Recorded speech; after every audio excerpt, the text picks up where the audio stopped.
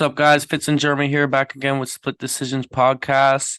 Here to recap a UFC event. Albazi versus Kai Kara France. We were off from UFC last week, so we're definitely back. Excited to get back into it. And we had a pretty controversial one this weekend. How you doing, Jeremy? We've got a lot Feeling to pretty talk good, about. man. Yeah, I got a lot to talk about. I'm excited for this episode. So, I think there's only one place to start it off, right at the top of the card. Kind of the namesake of the podcast, Split Decision. This was about as controversial of a split decision as you get. Um, Amir Albazi defeated Kai Kara France 48-47 on two out of the three judges' scorecards. The two judges who scored the fight for Amir Albazi had different rounds for him. One of them had him winning the first, second, and third. The other second, third, and fourth. Um, a lot of the commentators thought that Kai Kara France had done enough to win. A lot of UFC fans feel that way. He was a pretty heavy favorite going into the last round, about minus 400. So the betting line, all signs pointed towards Kai Kara France winning this fight. Um, what'd you make of the fight? Yeah, I mean, I thought it was a good fight. I personally scored it 48-47, Kai Kara France. I gave Kai Kara France the first, fourth, and fifth rounds. I think Amir Albazi won the second and third.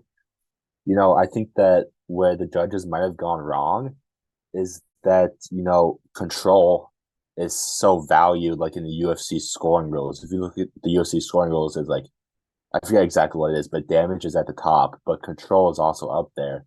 And so I think that, the fans scored it for Kai Kara France, the judges scored it for Albazi. I believe that the judges scored it for Albazi because of maybe the control factor. And they saw Amir, controlling a little bit, but not much, and I guess they just gave it to him for that. Yeah, I think that first round is super close. The second round as well. I don't really know how Chris Lee, I believe, gave the fourth round to Albazi. I was crazy. There was a huge differential in the striking. But the first two rounds were very close. I think I'd make the case that Albazi won the first three rounds and was up 3-0 and was coasting. I picked Albazi to win. I hit a nice little bet. But I definitely see the case to me that Kai Car Friends did a lot of good work on the feet. He stuffed almost every takedown. Um and besides that third round where Albazi had a lot of success with the submission, um Kai Car France kind of coasted. He looked sharp on the feet as we kind of expected him to have the advantage there. But ultimately, I think Albazi's performance is going to get overlooked a little bit because this was a massive step up for him, and he did, put on a really tough, really close fight against the number three guy in the world. But you gotta feel for Kai Car France. He's come out and said after the fight that it's, it cost him potentially a title shot, potentially $100,000. His number three ranking, he put a lot into this, and it sucks to see. Yeah, I mean, this sucks for Kai Kara France. I think that he definitely won the fight. He was by far like clearing away the better striker. He looked faster. His jab was working well. When he was putting Amir Albazi on the back foot, like that's when he was landing a lot. And like you said, like in that third round, Amir Albazi did have a close, like pretty tight rear naked choke, but Kai Kara France got out of that and landed some ground and pound at the end of that round. Overall, I think that Kai Kara France was just the better fighter in this fight. His striking was far better. He looked faster, you know. But Amir Albazi did land some shots. I mean, the left hook landed a couple times in the second round. Amir Albazi could have, I think he did win the fight. I think he could have like legitimately won the fight if Amir Albazi started putting together some combinations because we saw him hurting Kai Kara France with like one-off shots, but he would never follow that up. If Amir Albazi followed those shots up with more combinations, and then if he didn't want to finish it on the feet from those combinations, he could follow it up with a double leg takedown or something. That could work. Overall, though, Kai Kara France was a better fighter. He was faster. His boxing looked good. He landed that patented like right hand a couple times. You gotta feel for Kai Kara France. Yeah, really, really shitty situation all around it, and they really got to start to figure out the judging situation. I don't know what the correct solution is. It's definitely a tricky solution, and there's definitely a lot of people who are trying to work on it and have come up with a lot of cool ideas, but it's a tough one. But fighters, it's not right for them to lose so much on just the accord of guys who have really sketchy pasts. I mean, we continue to see Sal Diamata and Chris Lee involved in these sketchy decisions. I mean, it's not random. It seems to always be these two guys. Yeah, and bad judging ruins the sport. Like it sucks for the fighters, it sucks for the fans. What I love about MMA and boxing too, and all these combat sports is that each fight matters so much. Like there's 82 NBA games in the season. You can miss one. But with fighters, every fight matters, and every fight could lead to like a title shot or could lead to getting cut from the UFC. And so we can't have these judges screwing over these fighters. All the fans are tired of it. We're both tired of it. The fighters are tired of it. It sucks all around. Yeah, definitely. And hopefully, in a big main event spot, something like this happening. I know Israel Adesanya was bringing a lot of attention to it, and a lot of other people are just starting to speak out. So, that's the best way for things to change. But, I don't think it should take away from either of these guys' performance because it was a good fight. It was a tough fight. It was back and forth. Both guys had their moments. Amir Albazi is kind of crazy for thinking he earned a title shot off that one. He's gonna have to go in there and get another win. I like the Brandon Royval fight for him next. As far as Kai Car France goes, he can kind of fight anyone in that division. It'll be exciting. And he's only, a couple wins away from a title shot too, in my opinion. He doesn't really lose any stock with this loss, but he said it hurt his pockets pretty heavily, so that really, sucks to see. Hopefully, he gets taken care of on the back end or something. Hmm. But moving down the card, it's just starting up top. We'll go down. The co-main event was actually a really good fight between two, decent featherweights, not really top 15 guys, but guys that are right there, veterans, both guys with a lot of experience. Alex Caceres wins the unanimous decision over Daniel Pineda, where he won the first and third round pretty decisively on all the judges. Pineda was very competitive. He had a great second round. There were a lot of good scrambles. He was hanging tough on the feet. He even kind of dropped Caceres in the third round, which was crazy. Could have almost won the fight, but Caceres, kind of ate it, got right back up, and had a really good third round. Besides that, yeah, I mean, Panay, this was a really good fight. And Caceres just kind of shows that he's continuing to develop. He showed a lot in the ground game this fight. And he's a real problem, to deal with at 145. He's not an easy out for anyone. Well, what'd you make of this fight, Jeremy? Yeah, I mean, this was a good fight.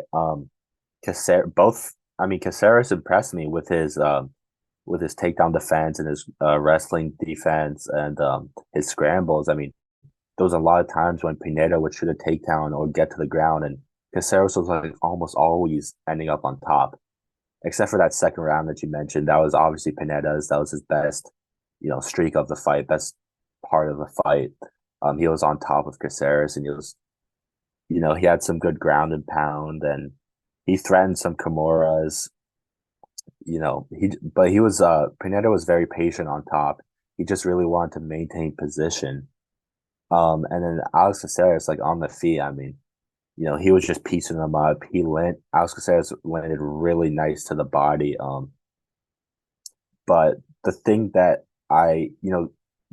don't take anything away from Alex Caceres' win. It was a good win. Pineda's a tough guy. Caceres deserves a guy that's above him in the rankings, winning 7 of his last 8. But Caceres was landing a lot on Pineda, and it seemed as though like he got too comfortable. Like he even said in the post fight interview, he just kind of got too comfortable in there. And you can't do that, especially in the UFC. Daniel Pineda knocked Alex Caceres down at the end of round 3. And you don't like to see that. I mean, Caceres was winning the fight. He was the better striker by far, but he got lazy. It's like he had like a I don't know, lapse of judgment or like his mind lapsed or something. And Pineda knocked him down. And you can't do that when you get into the upper echelons of the UFC, especially the featherweight division, which is very good. Yeah, So there's no room for mistakes there. He definitely needs to sharpen some things up, but I do think he's really developing into a very tough outing, as he continues. I think he's had like almost 20 UFC fights, which is insane. Um, like you said, the takedown defense looked good, striking good, the body shots nasty. It was mixing up to the body. I really thought he was gonna get Pineda out of there, but maybe like you said, he stepped off the gas a little bit. But overall, good fight and a good performance from Alex Caceres. And yeah, the next fight, go ahead. yeah.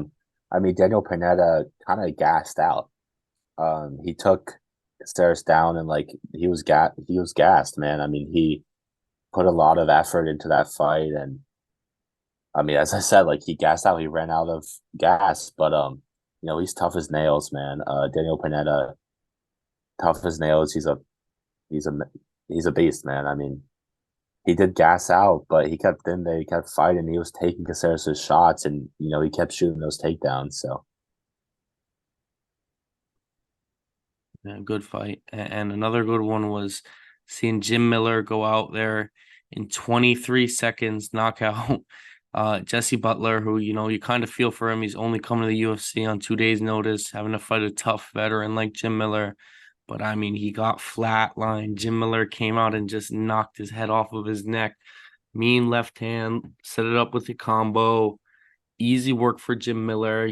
Uh, that's a grown man's strength. He said, "Welcome to the UFC," and let him know he's fighting a legend. That's why he got the most wins of all time. yeah, as you said, Jim Miller with the most UFC wins of all time with 25. This guy's a legend. He's been doing it for a minute.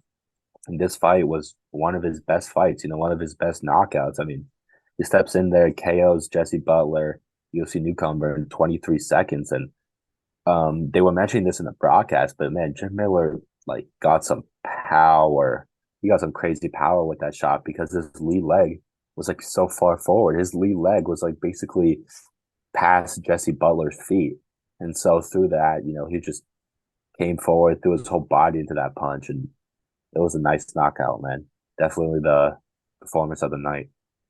Yeah, easily. And moving down on the card was a pretty good flyweight fight. I think we're all pretty happy to see Tim Elliott go out there, get his hand raised against the skilled Victor Altamirano. Tim Elliott just put on a real veteran performance, showed he's kind of a step above in the grappling and even, in the cardio. Excuse me, which is where, cardio being one of Alto Moreno's strengths. He did have a pretty strong third round, but the grappling of Tim Elliott was overall just too much. Real grueling performance. Laura Sanko, his former teammate, was talking about some of the little things Tim Elliott does just to make his opponents miserable, like grinding on their nose and tugging their wrists down. And Tim Elliott looked really big in this fight. I think he looked really physically strong. And just kind of a feel good story, seeing him get the win. I want to see him put him in there against this boy who was fucking his wife, Kevin Kroom. I mean, Kevin Kroom fought at bantamweight, Tim Elliott's flyweight. Kroom's kind of a bum. I think Tim Elliott would whoop him up, even though Kroom's a little bigger. People want to see that. That would be a show, big drama show. Yeah, big drama. um, I think Tim Elliott came out in this fight versus Altamirano and like got some really nice early takedowns, like some vicious ground and pound. I mean, Tim Elliott's always active everywhere on the feet, on the ground. Tim Elliott's just such an unconventional fighter. Um, he fights his style. No matter what you're doing, he's going to fight his style. And, that's why I love him. As you said, as Laura Sanko mentioned, Tim Elliott just grinds on people. Like he's so tough. He has so many different, I guess, unconditional ways of annoying you, of wearing you down. And, he really impressed me. This was a big win by him. After this fight, with this fight, Tim Elliott now has the second most control time in the UFC flyweight history and tied the most UFC flyweight takedowns in history. Both of those, first one behind DJ Demetrius Johnson, Mighty Mouse, and the second one tied with Demetrius Johnson. But Tim Elliott looked good in this fight. He used Victor Altamirano's pressure against him. Victor Altamirano would come in, and Tim Elliott would get the takedown with that. So this was just a great performance by Tim Elliott. Ranking number 11. I bet he'll move up maybe a couple spots, and whoever's next, man, watch out for Tim Elliott. He's a vet, but he just keeps winning, and Yeah, it will be he's awesome a to see gritty one fighter. one one last like Tim Elliott title push later in his career. Yeah, And I mean, if Jim Miller wasn't the performance of the night, it was definitely, in my opinion. Well, there's one more I'll talk about a little later, but this one, Karine Silva, what a submission on the ground, knee bar, nasty knee bar. I fucked up my knee in high school, so anytime I see something like this, it gives me just I hate to see it. She popped her knee out of place, and I mean, credit to Karine Silva because as soon as she hit the submission, she stopped. She let the ref know, she felt it. Took the commentators a couple of times on the review to check it because how quick it happened, which is kind of how terrifying these leg locks are. But yeah, she looks good, and Karine Silva is someone to watch it moving forward. She takes another win in the UFC. Yeah, and then we'll just keep moving down. Another shout out to the podcast, and this one split decision. This one cost me some money. Aleski dos Santos defeat Abubakar Nurmagomedov. It was real close. Clearly the judges who judged this fight didn't judge the main event because I mean the control criteria that we're talking about. If you go off this fight, Abubakar, to be honest, should have clearly won it. I mean, he was controlling where the fight was going. Dos Santos was, doing a good job defending the takedowns, getting up when he was taken down on the feet. Dos Santos was firing off some nasty kicks, some nasty leg kicks. Abubakar had a really strong moment on the feet early on. He rocked Dos Santos early in the first round, but didn't have much success after that. But there's just too much inconsistency when it comes to the judging. How can the criteria be used for one fight and not the other? We don't know. The fans don't know. The fighters don't know, more importantly. They don't know really what they're being judged on. They have what they're told they're being judged on, but is that really the case? Because the evidence, the fights, the decisions of the fights prove otherwise. yeah, I agree with you 100%. I think that the UFC judging, the scoring is inconsistent, and we don't really know what scorecard we're going to get with like a lot of these really close fights. I scored it 29-28 for Dos Santos. I scored the first round for Nurmagomedov and the third round for Dos Santos, and also the second round for Dos Santos. But I think the second round was really the round that people, I guess, dissented on. I think the scoring of the second round really came down to power versus control.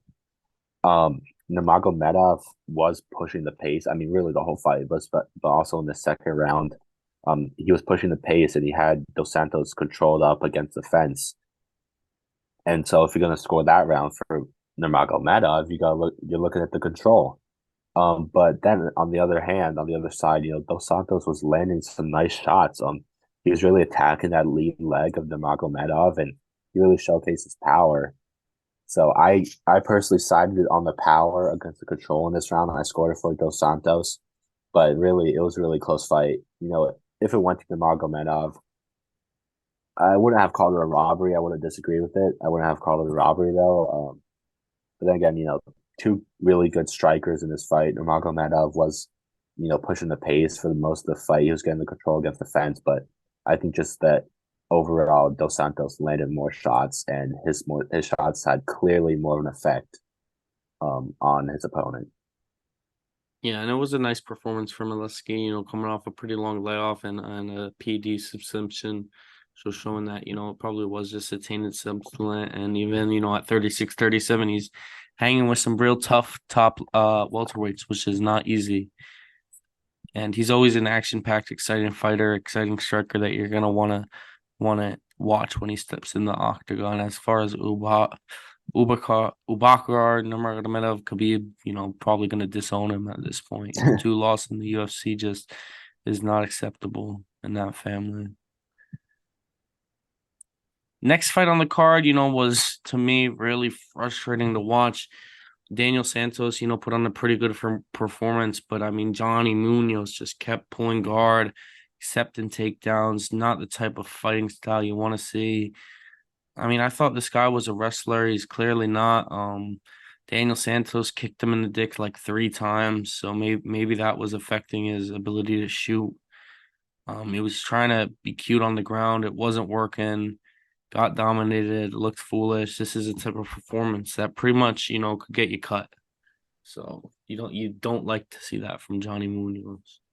Nah, I mean, as you said, like this was disappointing. I think I even heard Laura Sanko during the broadcast like sighing when Johnny Munoz would pull guard. He would pull guard, and at the beginning of the fight, he did have some nice like submission attempts. He did attack well from the bottom, but as the fight went on, Daniel Santos was landing some vicious grounded pound after Johnny Munoz would pull guard.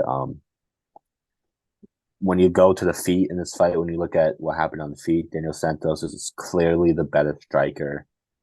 Um, I was impressed by Daniel Santos in this fight. Frustrating for Johnny Munoz. Yeah, not too much to talk about there. I don't think either of these guys are really too high level. Next fight on the card, another one of the legends who was fighting on this card. But it didn't go it went for Jim Miller for Andre Arlovski, who gets put out not cold, but got put out pretty badly in the second round by Dontel Mays. He was having some success up into the fight, kind of fighting like, the typical Arlovski style. But he got slept in. He's the oldest active fighter in the UFC. He's been fighting from the 90s. He's achieved gold. He's been a champion. He's had so much success later in the year, his career. He must have made so much money. No reason to continue, put this damage on your body and your brain, man. Just hang it up, You go get inducted to the UFC Hall of Fame, which is what he deserves. It would have been nice to see him go out with a W, but doesn't always go out that way. And as far as Dontel Mays, he did what he should have done. You beat a 45-year-old man. Congrats. You can stay in the UFC. Yeah, I mean, as you said, Andre Arlovski is a total legend, one of the most winningest fighters of all time, one of the most fights in UFC history. Um, Dontel Mays, I thought was super fun to watch in this fight. When he was landing on Andre Arlovski is when he was coming forward. Dontel Mays would come forward, land on Arlovski, and we saw it with that Superman punch at the end of round one, I believe. Dontel Mays comes forward on Arlovski, throws a Superman punch with the left hand and hurts Arlovski. Um, and I think that was really like the story of the fight, whereas Dontel Mays was landing when he was coming forward. And also Dontel Mays did have the power advantage. Andre Arlovski, on the other hand, had the speed advantage. But Dontel Mays, with a huge overhand right to KO Arlovski, just like a picture perfect punch, right to the perfect shot on the jaw. So good performance by Mays, and kind of sucks to see a legend like that lose like that. Yeah, yeah, definitely. And do you think this is kind of the end of the road for Arlovski, or? Probably should be. I mean, he could hang with like the lower echelon of the heavyweight division, but if he wants to keep on fighting, man, I guess he should do what you want. But it's kind of hard to see. Yeah, I mean, with no title aspirations or really, top 15 aspirations at all. I mean, like you said, he could probably pick off some of these big out of shape heavyweights, but he's already fought most of them, to be honest. He's fought a laundry list of shitty heavyweights. Maybe he could fight like Chris Barnett or someone, call it a career.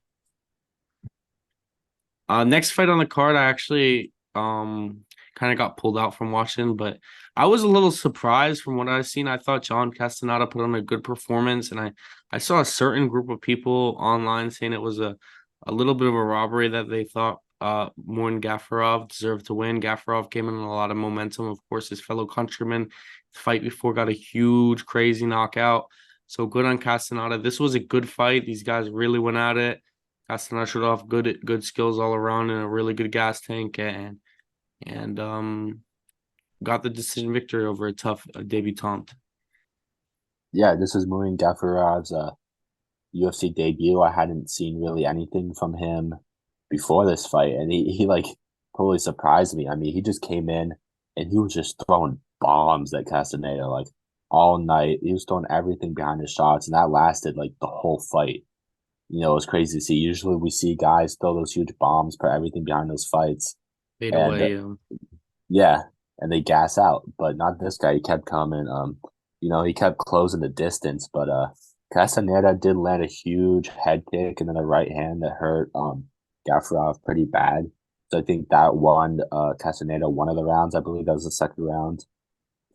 But yeah, I mean, as I said, Gafarov has a crazy pace, man. He puts a lot behind every single one of his shots. And he landed some of those big shots on Castaneda, and Castaneda got to prove his chin in this fight. Um, you know, this was a good fight. Uh, this was a good fight. Castaneda had a nice takedown at the end in the third round.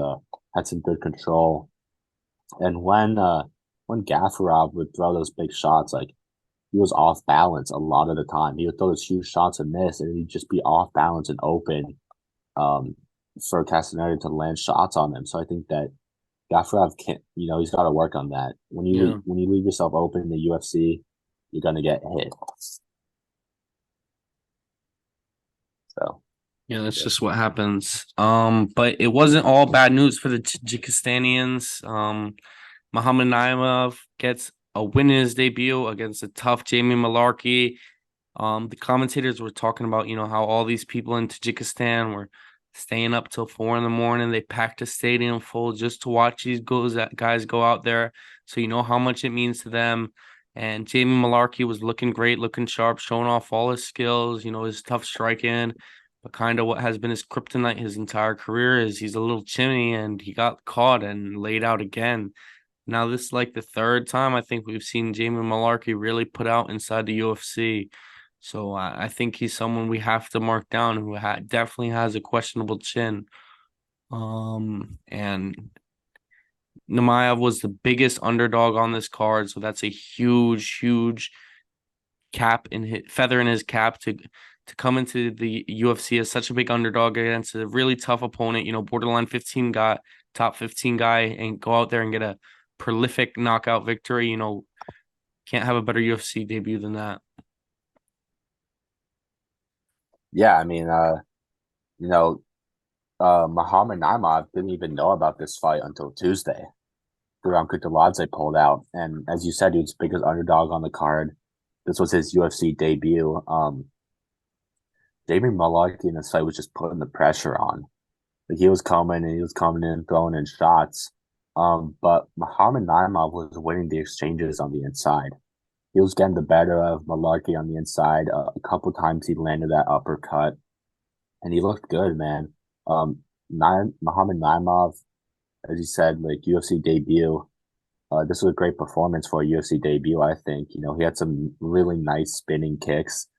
Most of them, or some like I don't know, half of them didn't land, or a good amount of them didn't land. But even when they did land, like you could tell they had some power on them, and they were close to land. Um, what finished Malarkey in this fight was this nice, really short right hook by Naimov when Malarkey was coming in. Again, Naimov, using Malarkey's pressure against him. And this kind of sucks for Malarkey. He's a good fighter. He's action packed, so like I love to watch him. I'm sure you do too, and all the fans love to watch him. But this was a this was a good KO by Naimov. Yeah, definitely. And Naimov is kind of known for that spinning back kick. I mean, he got it in his fight prior to coming to the UFC. He finished the fight with that. So I mean, this guy's clearly a very talented striker.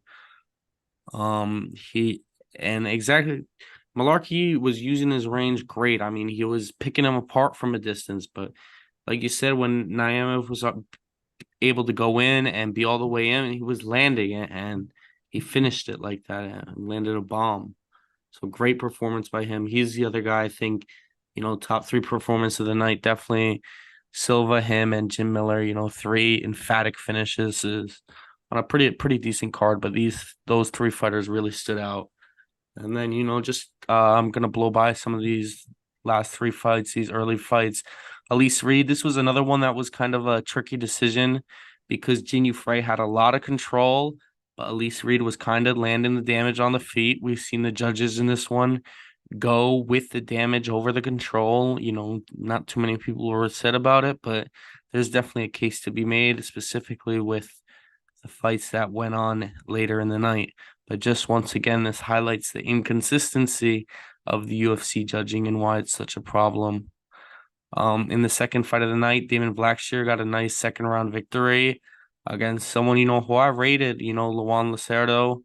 Lacerdo was really looking for the knee bar and kind of putting himself into some precarious positions, looking for those submissions.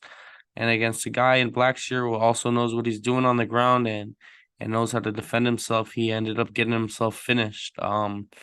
Digging for the knee bar, and he kind of trapped himself underneath Blackshear, and Blackshear just pounded him out. I was expecting a little more from Lizardo there, so I was a little disappointed in that.